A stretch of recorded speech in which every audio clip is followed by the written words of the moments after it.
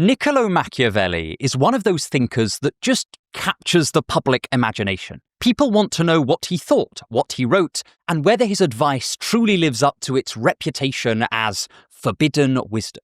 However, Machiavelli is also one of the most misunderstood philosophers of all time and has been for centuries. He has even sometimes been co-opted by people who are looking to take advantage of his popularity and reputation without necessarily paying too much attention to the contents of his works.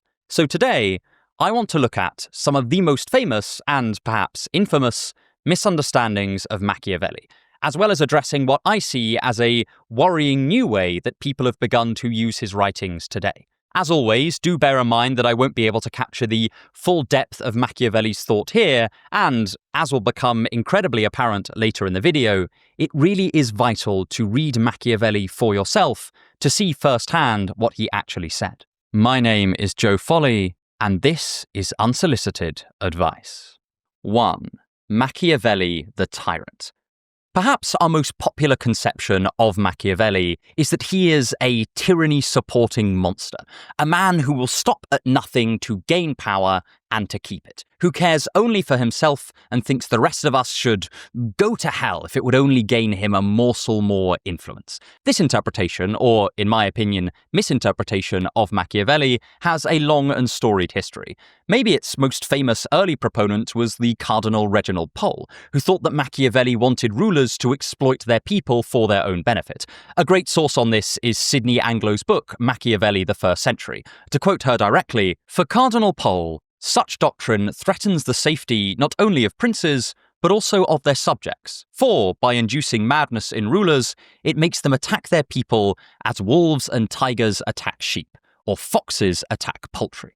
Though, interestingly, Anglo points out that this is all secondary to Pole's primary concern with Machiavelli, which is that he is impious. Pole saw Machiavelli's advice that a ruler should use religion primarily as a tool for popular and political purposes as the same idea that drove Henry VIII's break with Rome. In fact, the famous essay where he damns Machiavelli's books as written by the finger of Satan and says that Machiavelli himself is a son of Satan has as its main target Henry VIII and Thomas Cromwell. Machiavelli is arguably peripheral to all of this. Anglo outlines many other examples of early hostile reactions to Machiavelli, mostly along similar lines. Right from the first publication and reading of Machiavelli's works, and especially The Prince, people have interpreted him as a conniving bastard who loves despots and is only out for power. And to be totally fair to this view on things, it's easy to see why someone would think that at a first glance, especially if they've only read The Prince. It reminds me of the misinterpretation of Friedrich Nietzsche as some kind of proto-fascist or ultra-nationalist. To take a few quotes out of context, it would be easy to paint these thinkers as outright monsters. For example, here is a very famous line from The Prince, which I've often seen people use as evidence that Machiavelli was some wannabe tyrant. Is it better to be loved rather than feared, or vice versa? The answer is that one would prefer to be both. But, since they don't go easily together, if you have to choose, it's much safer to be feared than loved. I say all this to hammer home that it's perfectly possible for a very clever person to still fall prey to this misinterpretation. Cardinal Pole was not a fool, and the demonic idea of Machiavelli still holds so much sway in our public consciousness that it's hard not to have that influence on us as we go into reading him and digesting his work. It's very easy for it to corrupt our view on him. I find this idea even among some of his modern admirers, who, at least online, also sometimes see him as an amoral, power-hungry tyrant lover, but, they just like that about him. But of course, misconceptions and misinformation are found in far broader areas than simply studying Machiavelli. They can also be found in your newsfeed, which is why I recommend you check out today's sponsor, Ground News. Ground News is a website and app that gathers related articles from thousands of sources around the world in one place, so you can compare how different outlets cover the same story. Every story comes with a clear breakdown of the political bias, factuality, ownership, and headlines of the reporting sources, with ratings backed by independent news monitoring organizations. Ground News are very kindly offering anyone who uses my link or scans my QR code 40% off their unlimited access Vantage plan as a special deal, so I highly encourage you to snap this up. For instance, let's see how left and right-wing publications differed on their reporting on the recent US government shutdown. Whereas left-wing sources attributed the shutdown to good faith disagreements about healthcare policy, right-wing sources framed it as an unreasonable overreaction by Democratic representatives. I especially like the blind spots feed, which highlights stories that are disproportionately covered by either the left or the right. This feed helps readers step into the other side's news reality and understand the different narratives that can shape their beliefs, such as left-wing sources missing an attempt by Elon Musk to support a boycott of Netflix, or right-wing sources missing a ruling in Washington state stating that immigrants have the right to bond hearings. I don't have a lot of time to keep up with the news as the channel keeps me very busy, and certainly not to examine every article I read for bias individually. So receiving my Ground News roundup at the end of every day means that I can get a variety of different news opinions, learn which sources are trustworthy, and just make the world less of a bewildering mess. Ground News is giving my viewers 40% off their unlimited access Vantage plan. They've genuinely become my go-to news source, and I really hope that you'll check them out. But anyway, back to the video. But even within this passage, we can see that Machiavelli's views are more nuanced than they first appear. For a start, he does have some concern with being loved by the people. He just says that fear and love don't go easily together. And he goes on to say that a ruler must, under no circumstances, be hated by their people. As he puts it, being feared is perfectly compatible with not being hated, and a ruler won't be hated if he keeps his hands off his subjects' property and their women. If he really has to have someone executed, he should only do it when he has proper justification and manifest cause. Above all, he mustn't seize other people's property. This emphasis on proper justification and manifest cause already complicates the idea that Machiavelli thinks that rulers should just do whatever they want and damn everyone else. In fact, much of the discourses on Livy and parts of The Prince argue that it is often in the ruler's best interests to do what is best for their people. I've used this example before, but in the discourses, Machiavelli argues that judicial systems should absolutely be kept independent from rulers and from politics, because without that, there will be no sense of fairness and impartial justice in the state. And without this, not only will the people be unhappy, but the state itself is likely to be unstable and collapse and have widespread dissatisfaction and eventually rebellion and chaos. Perhaps the best evidence that Machiavelli did not wish for tyranny was that he served the Republic of Florence for most of his career and was immensely proud to do so. I think the confusion sometimes comes about because Machiavelli often aims to simply describe the world of politics as he sees it, and politics is not always a land of fluffy bunnies and hugs and smiles. This is especially true in The Prince, where he very rarely references morality at all, but the same descriptive attitude is seen in less famous works like The Art of War, where Machiavelli is largely or wholly concerned with just what he thinks is good martial practice and good governance with relation to military matters. But when Machiavelli does make moral or value-based pronouncements, they are not in favour of tyranny. He argues that republics are the best form of government both on moral and on practical grounds. Practically, he thinks that they are more stable because they accurately balance the interests of the people and the nobility. But also, he has a moral argument here. He appeals to the good of the people and the good of the state as a whole. In fact, he is highly critical of tyrants and of nobles and aristocrats more generally, often painting them as greedy and avaricious. As he puts it, so great is the ambition of the great, meaning the nobles, that unless in a city they are kept down by various ways and means, that city will soon be brought to ruin. Hence, if it was fully 300 years before the agrarian law led to the servitude of Rome, it would, perchance, have led to servitude much sooner had not the plebs, by means of this law and by other demands prompted by their appetites, always kept the ambition of the nobles in check. The agrarian law here was a law limiting the ability of nobles in Rome to hoard land, and you can tell by the way that Machiavelli describes imperial Rome, that is, post-republican Rome, as servitude, that he's not a fan of that imperial development. As pointed out by Carrie Naderman and Titania Gomez, Machiavelli quite often deliberately contrasts the prudence of the collective judgment of the people with the limited and greedy perspective of nobles or princes. In Discourse 58 of the Discourses of Livy, he argues that government by the masses is wiser than government by a prince, even recognizing that he thus defends a position which all writers attack. This repeated, vehement arguing for the value and even the necessity of the people's participation in governance is simply incompatible with the view that Machiavelli is a tyrant. Some scholars, like John McCormick, have even gone so far as to argue that Machiavelli was a kind of nascent supporter of democracy, going beyond the more mainstream Republican interpretation. That is pretty controversial, but that such a scholarly interpretation can emerge and gain some praise goes to show just how far from despotic Machiavelli's philosophy truly was. And I've mentioned this on the channel before, but this misconception does really kind of get under my skin, because a despotic reading of Machiavelli is the complete opposite of the philosophy that he followed and promoted throughout his life. And I also think that it would just discourage people from going and reading Machiavelli for themselves. Normally, when Machiavelli is recommending that a leader do something unscrupulous, it is because he thinks that it will be for the good of their people. Any personal benefit to the leader themselves is ultimately peripheral to this aim. This is the basis on which he excuses Romulus murdering his brother Remus, for example. And when he says that a leader sometimes has to be cruel in The Prince, this is his reasoning. A ruler mustn't worry about being labelled cruel when it's a question of keeping his subjects loyal and united. He will prove more compassionate than the leader whose excessive compassion leads to public disorder.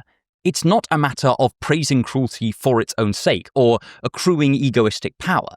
It's a matter of recognizing the lesser of two evils and not treating politics as an idealistic game, because that will end up in worse outcomes for the people that you are governing. This theme is even more prominent in the Discourses, which is largely seen as the work that is most representative of what Machiavelli actually thinks. The idea that Machiavelli is pro-tyrant is, in effect, part of a centuries-long smear job of this Italian thinker. And while I definitely understand where this interpretation comes from, I really do think that it is highly misrepresentative of both his work and his thought, and even his deeds. But there is another commonly cited idea about Machiavelli which I would really like to challenge, and in some way it pairs very nicely with this section. 2. The Prince is definitely a satire. I kind of hesitate to use the term myth here, partly because my issue with the satirical interpretation of The Prince is not that it's totally implausible, but rather that, in popular discourse that I've seen, it is often advanced as the definite secret meaning behind the text, something that is objectively and demonstrably true, but only the elect can figure out. While this is an interpretation that you can take of The Prince, it is a really extreme minority opinion. It's not some kind of esoteric Machiavelli knowledge that those in the know are already aware of and support. The idea here is that while The Prince may seem like it is genuine advice on how to gain and maintain power, it is, in fact, a pamphlet on how leaders abuse their power to enrich themselves at the cost of their subjects. This idea also has a long and storied history, and it's a bit more plausible than the idea that Machiavelli is a wannabe tyrant. It was even advanced by Rousseau, who thought that The Prince exposed the ways that leaders behaved to a budding populace. In his work, The Social Contract, he writes the following: "While pretending to give lessons to kings, he gave great ones to the people. Machiavelli's The Prince is the book of republicans." In his chapter on the relationship between Rousseau and Machiavelli, Maurizio Viroli traces the history of this satirical interpretation. It appears to have begun with a man named Alberico Gentili, who in the late 16th century became something of a Machiavelli apologist, wishing to correct the very misinterpretation that we've just looked at. Gentili says the following: "He did not help the tyrant. His intention was not to instruct the tyrant, but by making all his secrets clear and openly displaying the degree of wretchedness to the people, he was actually educating the people." Later supporters of this satirical interpretation include the French philosopher Diderot and arguably Spinoza. These interpretations seem to emerge in order to reconcile two ideas which seemingly conflict, and the reasoning seems to go something like the following. 1. Machiavelli was clearly a supporter of republican governance for all the reasons we looked at in the last section. 2.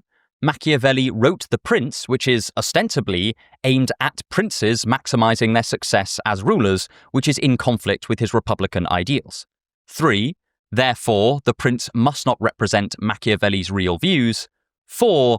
Thus, The Prince is a satirical work.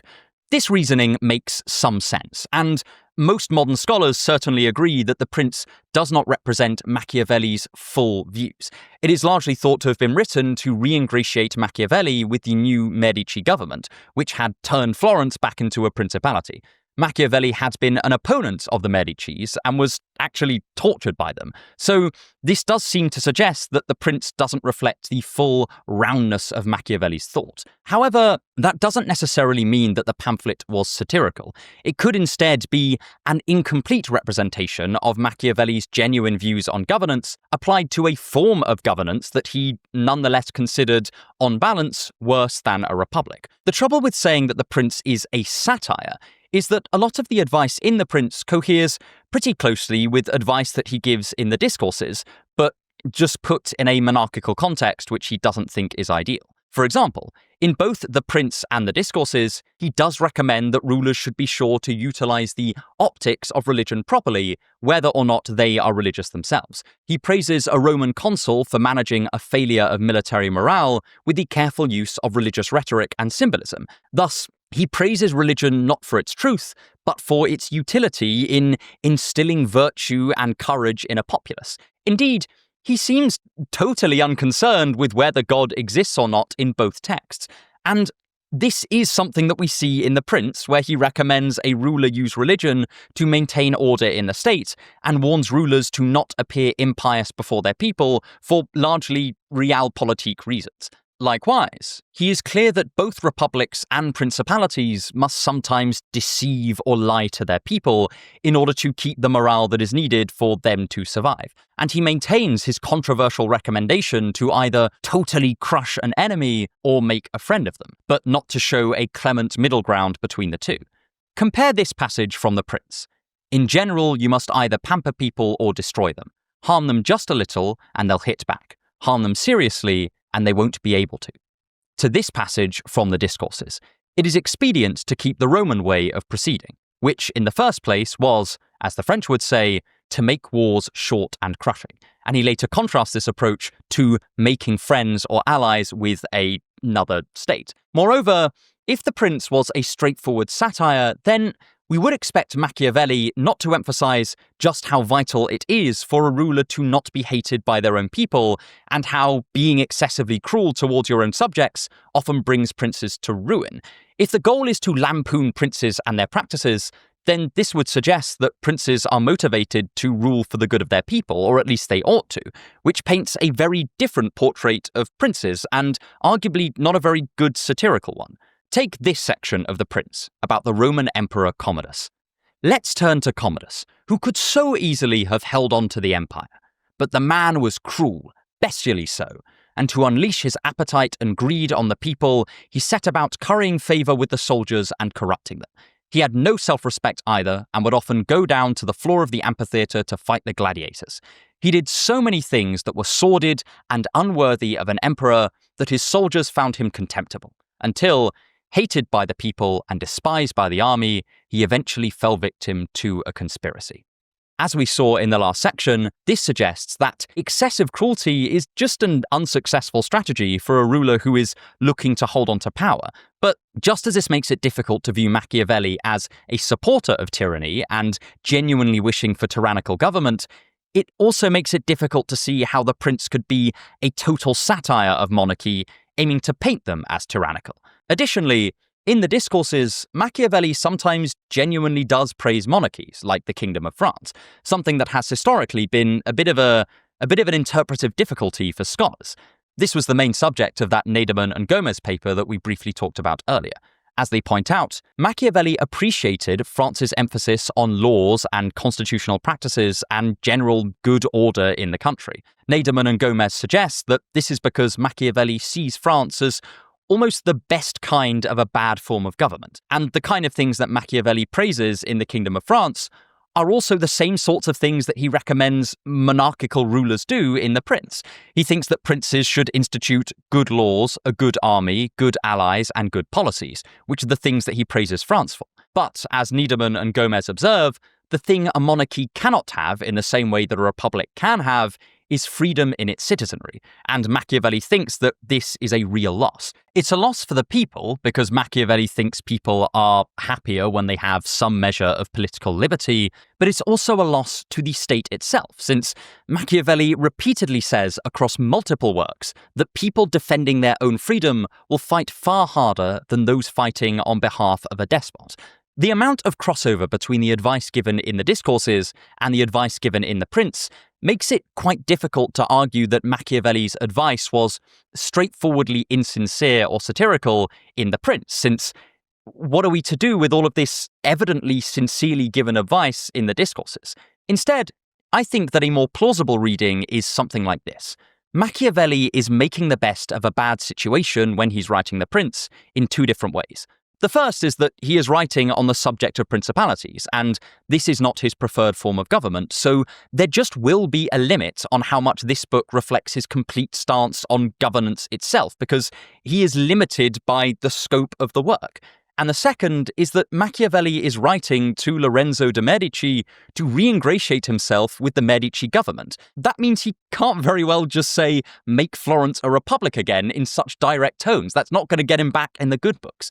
We know that he was willing to make pragmatic compromises with the Medicis because he accepted a commission from them to write a history of Florence in 1520, and he also briefly took up a post overseeing Florence's defences in their government in 1526. So it just seems a little bit odd to write such a biting satire of someone and then agree to work with them on and off for 6 years. I think that a simpler explanation for the inconsistency of Machiavelli's Republican ideals and the work The Prince is this best of a bad situation one. It's both in line with what Machiavelli himself indicates, and it makes better sense of the fact that there is this pretty notable coherence between his advice in The Prince and his advice in the unquestionably not satirical discourses. But either way, my point is not necessarily that you can't have a satirical interpretation of The Prince, or that it is totally ludicrous or out of the question. Who knows? Maybe we will unearth some extra documentation that reveals that this was Machiavelli's ultimate intention. But there is a vast gulf between the notion that The Prince doesn't represent Machiavelli's whole political thought and the claim that it is a satire directly intended to mock the Medicis and other princely rulers. At the very least, the second claim is pretty speculative, and it doesn't warrant the often quite overconfident and slightly smug tone with which this idea is often put forward, as if it is just esoteric knowledge that the rest of us lowly mortals aren't clued in on. But beyond these more straightforward claims that are sometimes made about Machiavelli and his work, there is just an increasing trend in the popular presentation of this thinker, especially on the internet, that I would like to explore. If you want to help me make more videos like this, then please consider subscribing, either to the channel, or if you're feeling incredibly generous and want to gain access to exclusive content, including my slow-motion book-by-book bookshelf tour, then consider subscribing to the Patreon, though it's absolutely no pressure. The links are in the description. 3. Mass-produced Machiavelli. The reason that I'm making this video is actually to respond to this genre of video that I keep seeing on YouTube. In general, I don't like to use the word slop, since I tend to assume that people are making things in good faith. But to be honest, I can't really think of another word for it in this circumstance. The type of video that I'm talking about is normally a completely AI-generated video set to AI-generated images of Machiavelli being read by an AI voice, containing some kind of aesthetically dark life advice. In itself, this may not be the end of the world, but a great many of these channels are spreading, in my opinion, serious misinformation about Machiavelli, and I just think that's a bit of a shame. There are literally tens, if not hundreds, of these channels specifically devoted to Machiavelli, but, for example, here is a quote from just one of them that they attribute to Machiavelli himself. "To master toxic people, you must master yourself. Cold, clear, and untouchable." There are no two ways about it. This is, as far as I can tell, not a quote by Machiavelli, and I have given it a good faith look. I don't actually know where the quote comes from. I can't trace it beyond this video and others like it. As far as I can tell, it was made up whole cloth for the sake of this video about Machiavelli and toxicity, or presumably generated by some large language model. And it wouldn't be too bad if the quote was not Machiavelli's exact words, but did represent him in some way. I understand that quotes can get distorted over time, and in fact, one of Machiavelli's most famous supposed quotes, "The ends justify the means," is a misquote, but it is still indicative of his general lean towards consequentialism in his philosophy. Though, as I've discussed on the channel before, this quote is often misinterpreted to only be about selfish ends as opposed to general ends. But this type of pseudo-quote, like the one about toxic people, makes it seem like Machiavelli's main focus was on interpersonal relationships as opposed to the minutiae of Renaissance Italian politics, and this is a misrepresentation. It goes beyond a misquote. These types of videos are normally prefaced by one or two of these pseudo-quotes, and then the video will tend to launch into a type of content that I can only describe as Machiavelli aesthetic. The figure of Machiavelli definitely frames the video, but there is only a very loose and tenuous connection between the historical Machiavelli and the ideas on display. This has led to a flood of these automatically generated videos on Machiavelli that either contain a complete caricature of his thought or are just straight up making things up about him. Machiavelli is repurposed to teach people how to pick up women, or to control a boardroom, or to dominate in a conversation. And in all of this, the real person and writings of Machiavelli are unfortunately lost. But why does this matter? Well, it matters because it plays into this idea that Machiavelli is primarily concerned with manipulation or deceit, that is the focus of his work. But, as we have already covered, whenever he does recommend leaders do this sort of thing, it is as a means to the good of the state and the people in the state. There's nothing wrong with taking these lessons and applying them to interpersonal realms or the management of modern corporate organizations, but oftentimes the distinction is not made between something that Machiavelli actually said or actually thought and a further extrapolation being made within the context of that video. For example, some of Machiavelli's lessons clearly do apply to more than just statecraft. If you are the head of a company, then you may find his recommendations to ensure that any punitive or judicial mechanisms are both impartial and seen and judged to be impartial as very helpful. I imagine that it would be very helpful. It's not misrepresenting Machiavelli to point out how his ideas could be repurposed in a different context, but I don't think that's quite what's happening here. For example, here is a direct quote from one of these videos. "This world doesn't operate on fairness. It operates on first impressions, on perception, not substance. You're not evaluated by what you bring to the table, but by how others feel about you before you've even opened your mouth." In the video, this idea is attributed to Machiavelli, but it's not only a distortion of his thought in that it implicitly pretends Machiavelli was talking about everyday interactions rather than governmental policy, it's also just not what Machiavelli said. Machiavelli was incredibly interested in what leaders brought to the table in terms of substantive results. The line that this is almost certainly referencing is this one from The Prince. "In general, people judge more by appearances than first-hand experience, because everyone gets to see you, but hardly anyone deals with you directly. But this is specifically within the context of appearing as pious to your people, whatever your private religious beliefs happen to be." In the same section, Machiavelli also says this: "When they're weighing up what someone has achieved, and this is particularly true with rulers who can't be held to account, people look at the end result." Machiavelli does think that appearances are important, but not to the exclusion of actual results, which is what the quote from that video implied. There is just so much of this type of content out there that I couldn't possibly go through it all. But I'll just go through a couple more ways that this approach tends to obscure Machiavelli's thought, because it often tries to just compress Machiavelli's writings into a series of rules about what you should always or never do. The The claim that I've seen made over and over again in these videos is that Machiavelli said to never defend yourself against an accusation because it might well lend more credence to that accusation in some people's eyes.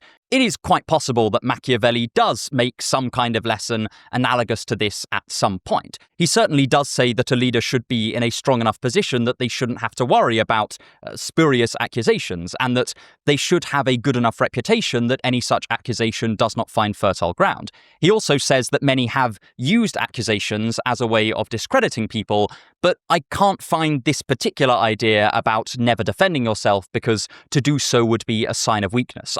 I may have just missed it. Hell, it might be really good advice for all I know, but it doesn't seem to be advice that has come from Machiavelli as far as I can tell, and it's certainly not some kind of main through line in his thought. But more to the point, this way of talking about Machiavelli as saying, always do this or never do this, misrepresents one of the most striking and consistent aspects of his thought, which is that contextual factors are so vital to decision-making that there are almost no definite rules about what someone should always or never do. There are kind of a few in Machiavelli's thinking. He is very against hiring mercenaries because he sees them as disloyal, and he recommends that states should have their own citizen army. But in almost all cases, for any so-called rule that Machiavelli lays down in one situation, you will find some exception to it somewhere else in his work. He even says this explicitly. We've all seen how a ruler may be doing well one day and then lose power the next without any apparent change in his character or qualities. I believe this is mostly due to the attitude I mentioned above. That is, the ruler trusts entirely to luck and collapses when it changes. I'm also convinced that the successful ruler is the one who adapts to changing times, while the leader who fails does so because his approach is out of step with circumstances. That is, Machiavelli precisely praises being adaptable. For him, a leader must be able to change their approach relative to the circumstances they find themselves in. He does have guidelines, and he's open about having general rules of thumb, but he's not laying down eternal laws, and he makes this point explicitly. In the discourses, he often does choose two people doing seemingly similar things and illustrates how they had wildly different outcomes because of their differing circumstances. He praises one leader for ignoring religious omens and condemns another because they were in different situations and went about it in different ways. The very structure of The Prince reflects this, with the first few chapters addressing the different things rulers must do based on whether they inherited their position or won it in a war or conducted a coup d'etat. But perhaps most of all, these kinds of videos totally divorce Machiavelli from the historical context in which he wrote and thought. This is not ideal when looking at any thinker, but it is especially damaging when Machiavelli himself thought that paying attention to history was of paramount importance when examining any kind of text or idea, including his own. It is one of the reasons he says that Italian city-states can't just copy the model of Rome. They are at different points in history, and thus they must approach their situations differently. Machiavelli himself would want us to bear in mind his historical context when looking at his own writings, and these sorts of presentations just end up completely stripping that element from him, and it's one of the most important elements when looking at his thought. I'm not suggesting that we need to crack out the textbook of Renaissance Italian history every time we talk about Machiavelli, but it's worth having some acknowledgement of the differences between a modern boardroom and a 16th century city-state. And I have nothing against creating more simplified presentations of particular thinkers. As I fully admit in my own videos, a YouTube video just will not give you the full picture of any thinker's ideas. For example, we mentioned John McCormick's democratic interpretation of Machiavelli earlier, but we just couldn't go into detail about it because we don't have time. Video is a very compressed format. There is so much about Machiavelli that I have not talked about here. And look, I'm not perfect. I do make mistakes in my videos and I try to correct them. But I do worry that the sheer amount of this type of content that is much more about the aesthetic of Machiavellianism than Machiavelli's writings or thought will just move our public perception of him further and further away from what he actually wrote and did. And I just think this is a real shame because, as we've already discussed, Machiavelli is already so distorted in the public consciousness and has been so as far back as the Tudor period. But, having said all of that, I don't think it's generally good form to just complain about something and not offer any kind of constructive solution or sketched way forward. So, if you do want to approach Machiavelli for yourself, here are some ways that we can go about it. 4. How do you solve a problem like Machiavelli? It is arguably one of the greatest successes of a thinker that their reputation precedes them. And yet, this also comes with some real drawbacks when it comes to reading or learning about such people. Maybe the most notable example of someone like this is Albert Einstein, who was undeniably a brilliant physicist and an astonishingly innovative mathematician, but in public consciousness has mostly migrated to just meaning extremely clever person, and as a result, many quotes, ideas, and statements that are just plausibly what someone who was very clever might say get attributed to Einstein. But there are many philosophers who get this treatment as well. This video actually started as just a collection of fake quotes by different philosophers, and we were going to go into the history of each one and how it came about. And then I discovered that the YouTube channel of Dr. Gregory Sadler has already done this with thinkers like Socrates and Plato and Marcus Aurelius and Nietzsche and some more. And in each case, you can see how their stereotype has influenced what kinds of misquotes and misideas get attributed to them. Nietzsche will often get attributed something that has some of the buzzwords of Nietzschean philosophy in it. They'll contain terms like suffering or meaning, and they'll be about topics like music or individuality or existential philosophy broadly concerned. But they won't be things that he actually said, and they may even go against much of what Nietzsche thought, at least as far as we can tell. Socrates often gets assigned quotes about education or questioning or just things that jive well with the stereotype of an ancient sage. I'll link Dr. Sadler's playlist in the description, as it is great, and I highly recommend watching his videos, even if now I can't do my original video idea because it has already been done by someone who is much, much cleverer than me. It's YouTube. It happens. Many such cases. But I worry that we're seeing the same thing happen with Machiavelli. He is being replaced by someone who wears the face of Machiavelli, but is more like Littlefinger from Game of Thrones, or the tens of other shifty, power-hungry figures from popular media. Most of the endlessly churned out Machiavelli content that we looked at in the last section functions along these stereotypical lines. They take something that you could believably hear some shady, ruthless, deceptive, yet highly successful character from a TV show say, and then the video frames it around Machiavelli. Like that idea of not defending yourself from accusations that, again, we visited in the last section. You can certainly imagine that that would be something that Littlefinger would say to someone as advice, or that Frank Underwood would mention to a subordinate. These Machiavellian characters have become so much better known than Machiavelli's actual works that they've started to go back and affect how we perceive the original figure. In effect, we've flattened Machiavelli down into a kind of self-help guru with a bad boy Italian aesthetic, turning a wonderfully complex and ornate and sophisticated thinker into a cardboard cutout of himself without even necessarily being aware that this is what's happening, because there's such fertile grounds for misinterpretation in the first place, given all of the history that we've already looked at in this video. And this is why I think it is so important to go back and read what Machiavelli himself wrote.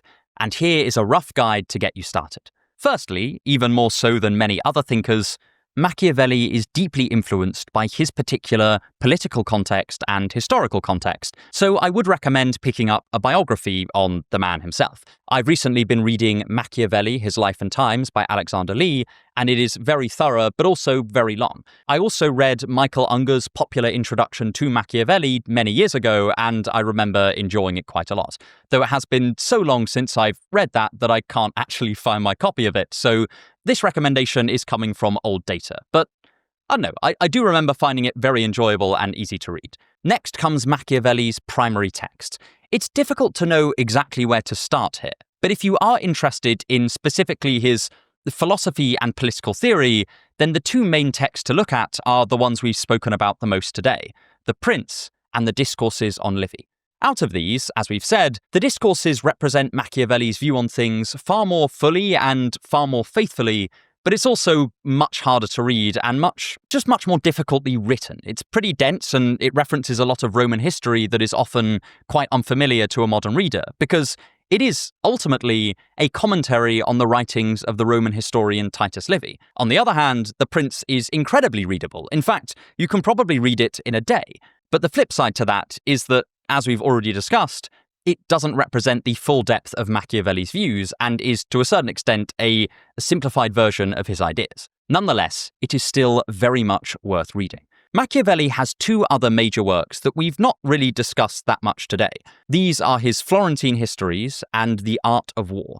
They're probably of a bit less interest if you want to learn about Machiavelli's philosophy and political theory specifically, but they are still very much worth mentioning. The Art of War is a manual on warfare in Renaissance Italy, and it's notable for containing Machiavelli's severe underestimation of the potential efficacy of firearms, while the Florentine Histories is, as you might expect, a history of Machiavelli's beloved city. This can be a very interesting text if you do want to get to know Machiavelli's thoughts at a deeper level, since how he comments on past events does give you an insight on how he views his own situation, but it's also very long and very dry, though it is highly referenced by secondary scholars, again, to get to the nuances of Machiavelli's thought. So, the best defense against misinterpretations about Machiavelli is probably to simply be more familiar with his works.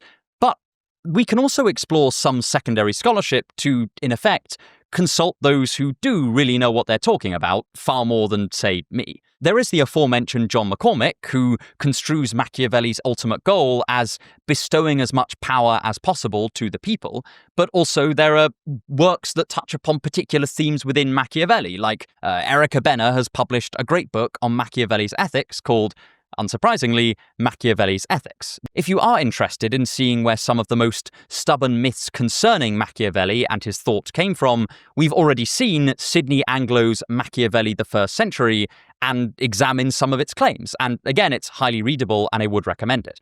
And as always, there are the Cambridge Companions and Routledge Companions and similar academic companion texts like these, which contain a breadth of essays on Machiavelli and his thinking that you can dip in and out of, and you don't have to commit to reading the whole thing like you would in a text that's giving a continuous narrative by a single author. And I'm kind of shooting myself in the foot here, but I would advise you to be wary of online presentations of Machiavelli, very much including the one that you are watching right now. As I am pretty fond of saying, half of the value of reading texts like Machiavelli's or any philosopher or historical figure is sitting there with the book in front of you and wrestling with his ideas, letting them challenge you. And you just can't replicate that with a YouTube video on the subject of Machiavelli. There is no replacement for reading the original texts, and you will get far more from that than from any kind of pre-digested material on any thinker. And that includes Machiavelli, and importantly, it includes my videos. And lastly, there's a more general lesson here for just how far a thinker's popular image can drift from what they actually wrote or said or did. If Machiavelli can go from being a Republican focused on civic virtue, balance of powers, rule of law, and liberty-infused governance, to a despotic schemer in the public eye, then how far could other thinkers have drifted as well? So, if you really don't want to be fooled, then the only real solution is to pick up some Machiavelli and read him for yourself. And I hope, if nothing else, this video has persuaded you to do just that. But if you do want to learn a bit more about Machiavelli as a general introduction, though importantly by no means a complete one, then I have a video for you right here. Thank you so much for watching, and have a wonderful day.